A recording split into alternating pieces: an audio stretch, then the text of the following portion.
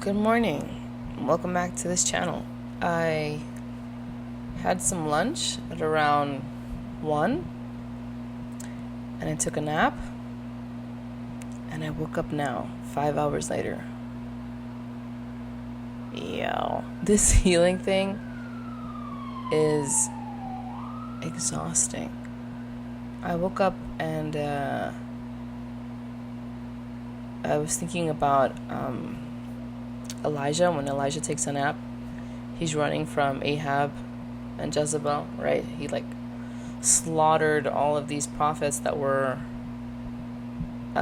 worshipping Baal or whatever, which is who Jezebel prays to or whatever. So he kills everybody and he runs. Jezebel's like, watch, I'm gonna kill you. God is my witness type situation. So he starts running, just out. And he's in the middle of the wilderness, and he's afraid. He's tired. He's afraid. He's exhausted. He's like, yo, I thought you were sending me to do something good, God. I'm giving you a word from you to these people, and they rather be in bondage and do all these things and not worship you. And he's like, yo, I had enough, Lord. Take my life. I'm no better than my ancestors.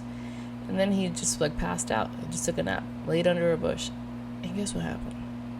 An angel came and visited him. And he said, get up and eat. And then when he woke up, it was like bread and water.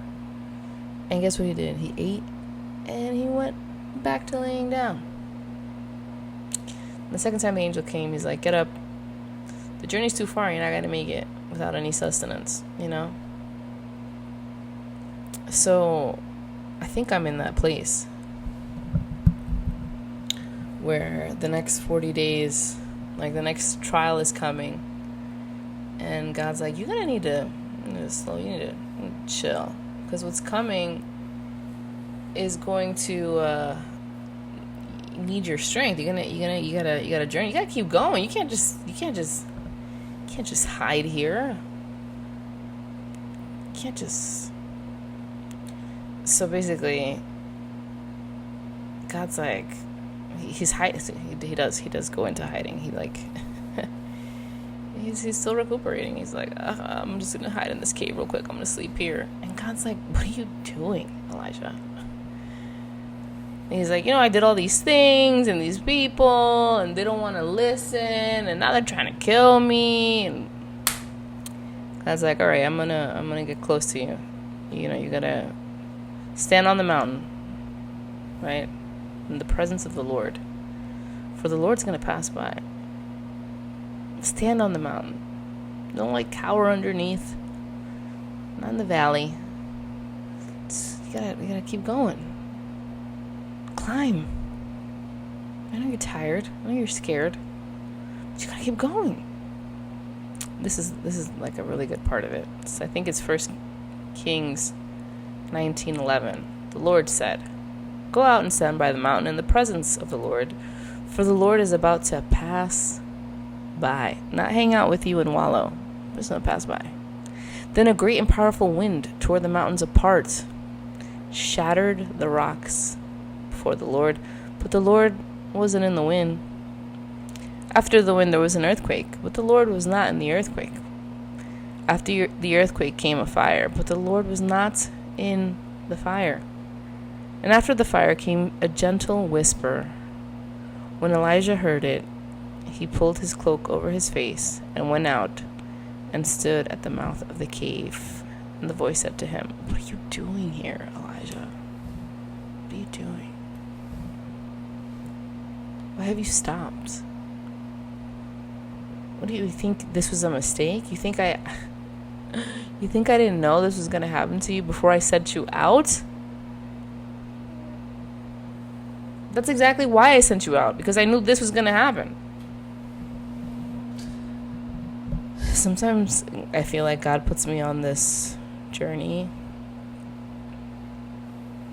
and yeah, you're supposed to rest and lick your wounds or whatever, but you keep going, The journey doesn't just stop. You're not gonna lay and die. What? Everything looks terrible? People are coming for you because you're telling them the truth? Because you're walking with integrity? Because you pause and think and pray and you look for guidance and they don't like what you have to say because people don't like change? Yeah. But you keep going. Every time somebody wanted to encounter God, they had to climb a mountain. Every time. Some people are so afraid they never climb. They stay in their oppression, in their sadness, in their situation. They're just stuck. They're like, okay, well, at least in Egypt, we had garlic. I mean, I'd be one of those that maybe thought about garlic, but not going. I don't know about going back to Egypt. At least we had garlic in Egypt. But they won't dare climb the mountain.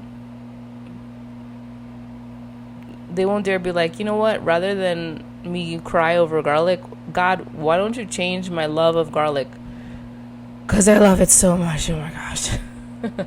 I love it so much I might take a swim back to Egypt, You keep going. You keep going. Oh gosh. Then finally God tells him what to do. He's like, listen, you're going to go here and appoint this guy. You're going to go here and appoint this guy. You're going to go here and appoint this guy. And you got to hand down your knowledge to someone else because this story right here is going to be important. Don't stop when things get hard. Take a rest. Eat. Nap. Call out. Lord. But you can't stay stuck there. I think I'm going to go back to sleep. Not going to lie. Like, I'm ready for bed right now. I'm so exhausted. But you can't stop. Can't stop. Won't stop. That didn't age well. Never mind. I retract that.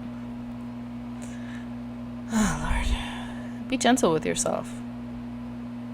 God already knew all of this was going to happen. He already knew. Get excited about how he's going to show up. It's not going to be the way you think, right? It's not going to be because of the rocks. It's not going to be because of the wind or a fire. It's going to be with knowledge.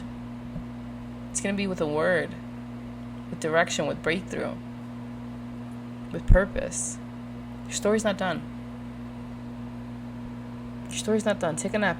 Have a sandwich. But your story's not done. I was about someone. Jesus loves you. I love you. Bye.